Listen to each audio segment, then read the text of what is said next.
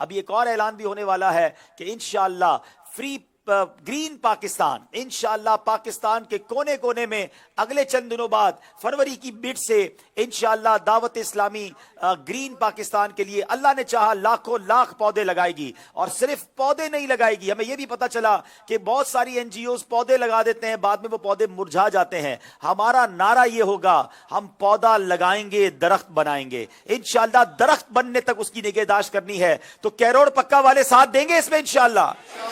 انشاءاللہ عز و جل پودا لگانا ہے اور درخت بنانا ہے۔ کیا بات ہے جناب۔ حضور آج ہماری جب حاضری ہوئی دنیا پور میں، اور ادھر سب سے پہلے فیضان مدینہ میں پودا لگانے کی سعادت حاصل ہوئی، اور نعرہ یہی ہے کہ پودا لگانا ہے، درخت بنانا ہے۔ جی، اس پودے کو درخت تک پودا لگا کے بھولنا نہیں ہے، اس کو پانی دینا ہے، اس کی نگہداشت کرنی ہے۔